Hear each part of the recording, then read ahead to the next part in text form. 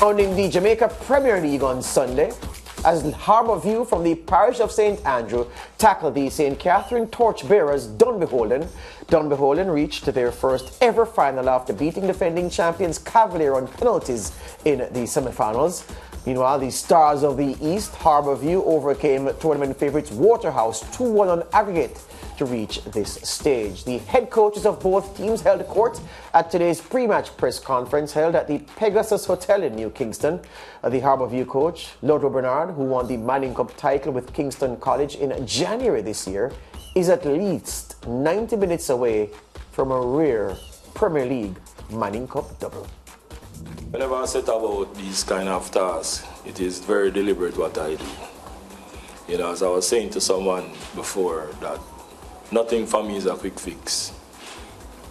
I probably am blessed being in Harborview Football Club because, and I'm in Coach Allier's testament to it, that I've been allowed to operate and make a lot of mistakes.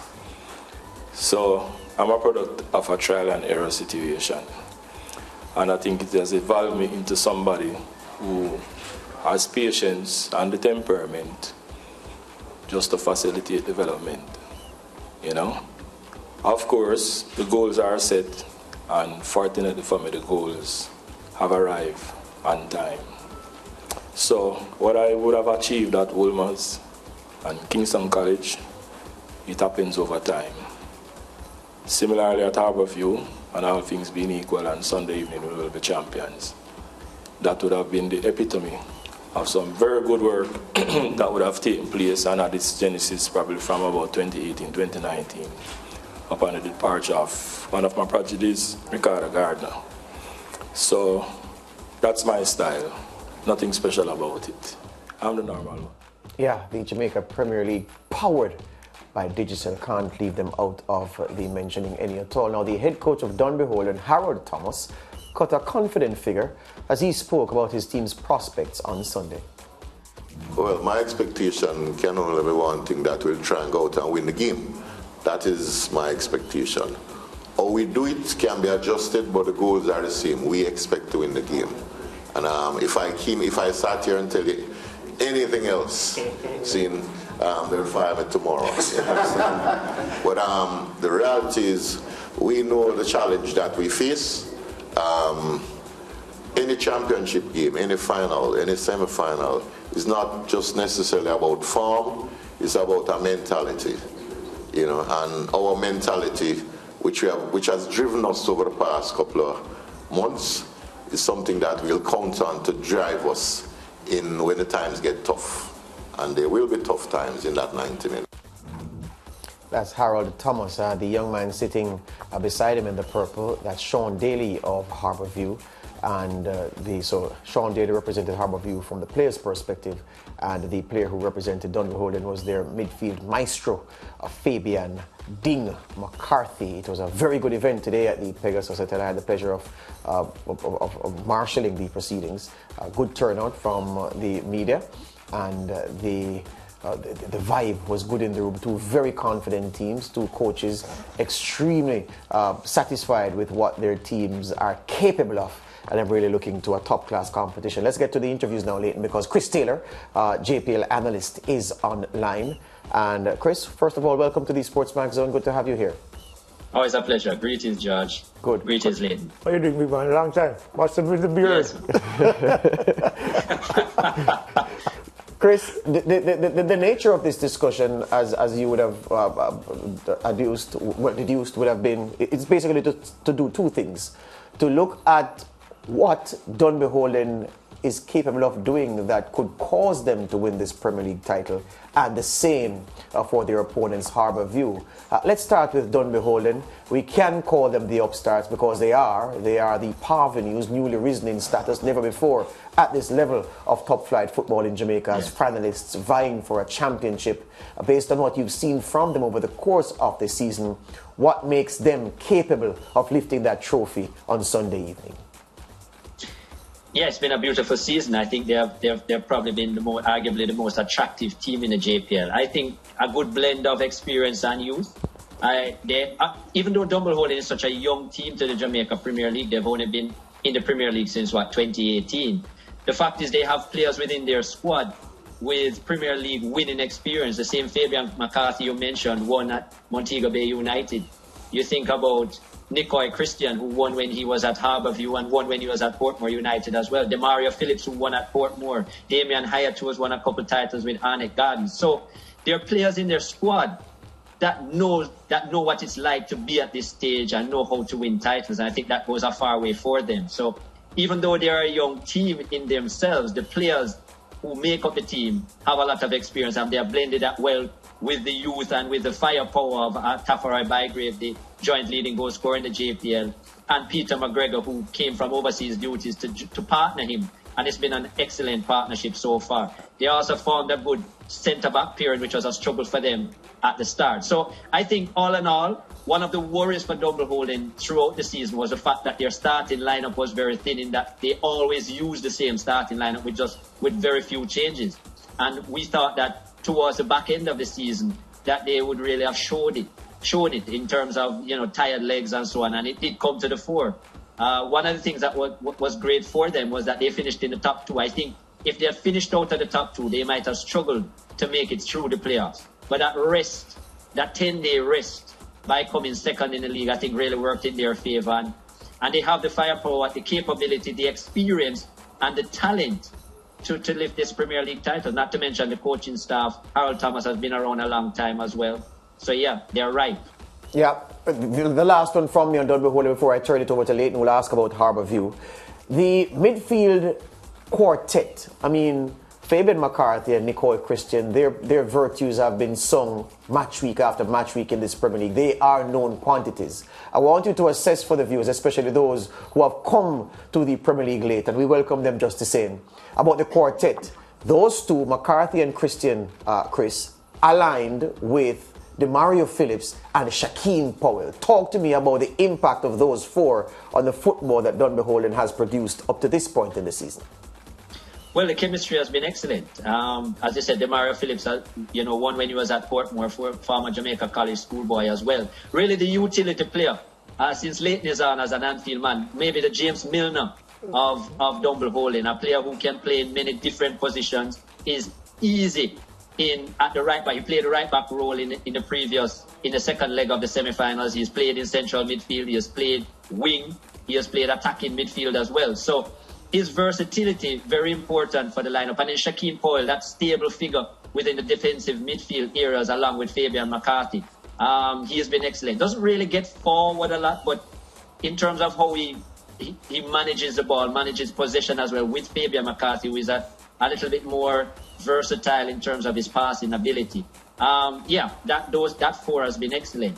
And as I said, those four start almost all games unless there are a few injury problems or tired legs. So they have carried this team very well. You think about in the second semi-final on Wednesday.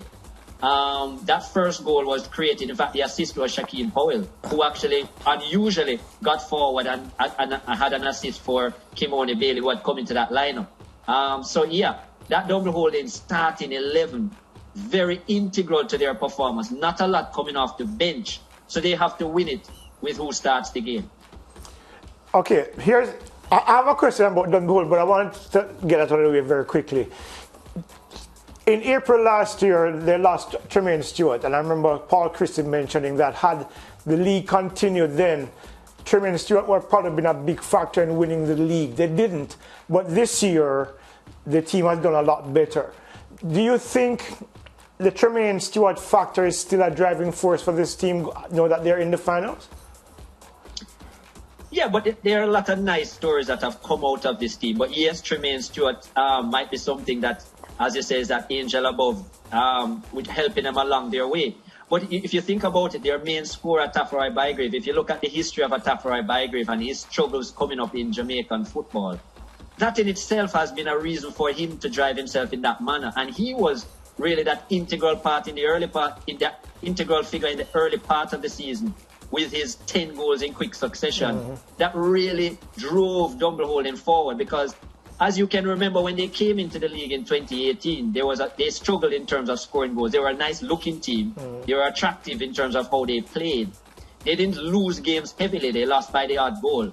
But goal scoring was all down to DeAndre Thomas at that point, and no one else contributed. And I think no, yes, Atafroy Bygrave came in to facilitate that as well. But Peter McGregor and a few other players, Demario Phillips, has gotten on the scoring sheet. So I just think the chemistry with all of them, I mean, even outside of Dunbeholden, quite a few of the players work at Petrojam as well. They have played in the Division 1 Business House League together.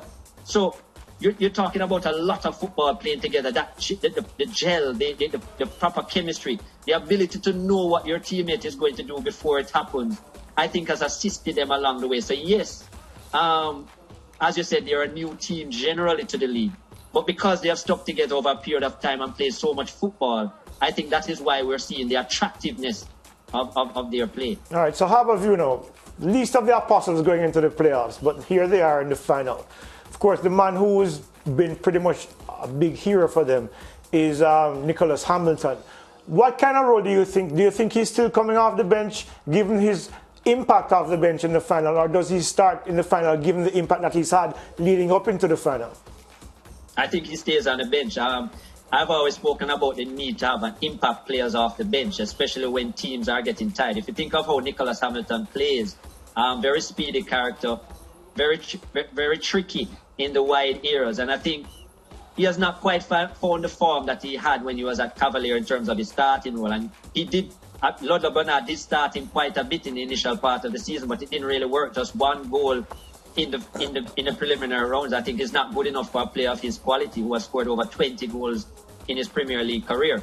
But obviously, coming off the bench as an impact player has worked in his favour. I think the super sub factor has been excellent for Nicholas Hamilton, and he has welcomed it. So I think Ludlow Bernard will leave that as is.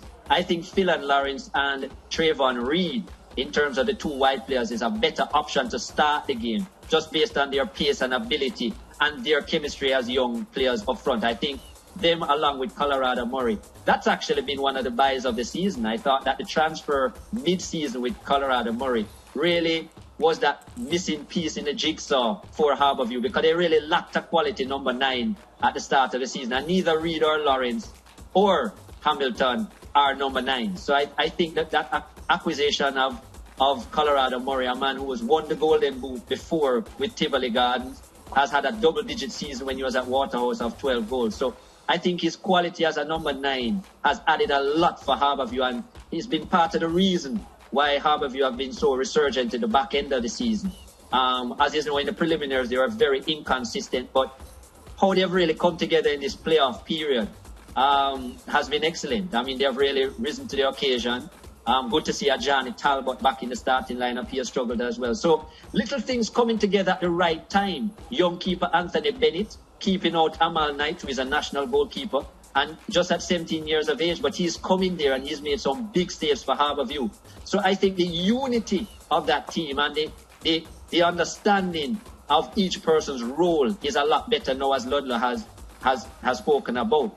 Just the fact that Amal Knight could sit on the bench and say that he's in full support of Anthony Bennett on field says a lot, even though we know as a top national keeper, he would want to be between the sticks on the field. Yeah. Chris, we have 20 seconds to go.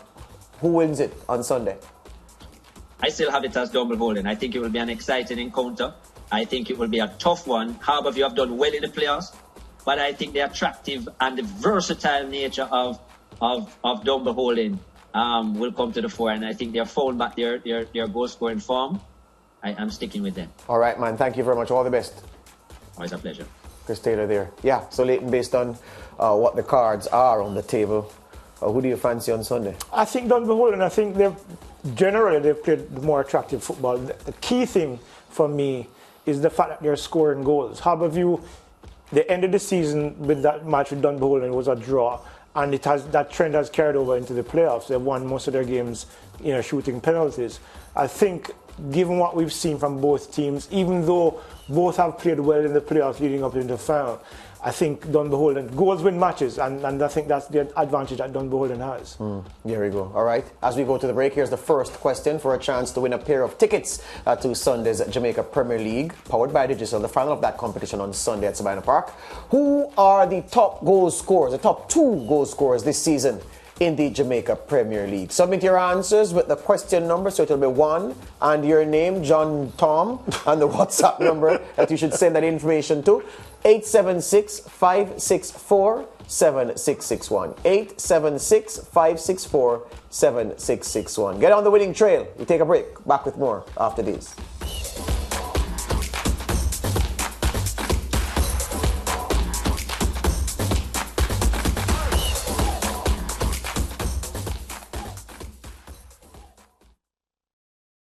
Thank you for watching SportsMax on YouTube. Don't forget to like, share, subscribe, and to click the notification bell to stay informed.